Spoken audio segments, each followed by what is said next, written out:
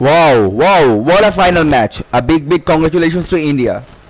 ভাই I am not a India হেটার, India হারলে হয়তো বা খুশি হইতাম গাছ, ইন্ডিয়া যেহেতু অনেক ভালো একটা টিম, বাংলাদেশ টিম যেহেতু ভালো খেলতে পারে না, তাই ওই হিসেবে হয়তো বা আমি খুশি হইতাম। But India really deserve it. India এবারে উইনটা আসলেই ডিজার্ভ করে। ওই সূর্যা কুমার যাদব যে ক্যাচটা নিল, যতই আমরা কন্ট্রোভার্সি বলি ইন্ডিয়ার সুবিধা নেয় এই সেই, বাট ওই ক্যাচটাই হচ্ছে ম্যাচের টার্নিং পয়েন্ট। ওই সিক্সটা যদি মিলারে হয়ে যেত, you never know, South Africa এই ম্যাচটা জিতেও যেতে পারতো, কারণ রান কিন্তু এত বেশি দরকার ছিল না।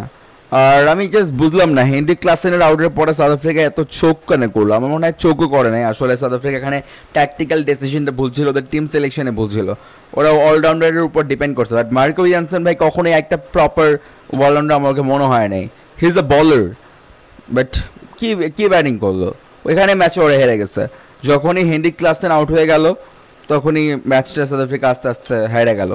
হেনরিক ক্লাসেন থাকলে সাউথ আফ্রিকা অবভিয়াসলি জিতো, বাট ক্লাসেন যে খেলা দিছিল ভাই, আমি ভাবছিলাম ম্যাচটা 1-0 হয়ে গেছে, সাউথ আফ্রিকা জিতে গেছে। বাট ওইখান থেকে যে ইন্ডিয়া যে কাম ব্যাকটা দেখাইলো, হার্দিক পান্ডিয়া উইকেটটা যে পাইলো, মানে বলে না ফরচুন ফেভার্স দ্য ব্রেভ, ইন্ডিয়ার লাকও ছিল আর ইন্ডিয়া হার্ড ওয়ার্কও করছে।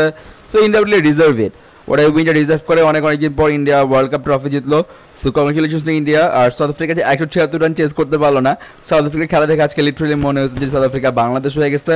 বনসা চোকার, অলওয়েজ এ চোকার, তারপরও সাউথ আফ্রিকা ফাইনাল খেলছে। You never know, next time হয়তো সাউথ আফ্রিকা ওয়ার্ল্ড কাপও জিতে যেতে পারে। So that was it. If you guys like the video, please share the video, and কালকে আমার exam, so pray for me as well. আর hopefully Bangladesh cricket ওটা ভালো কিছু হবে।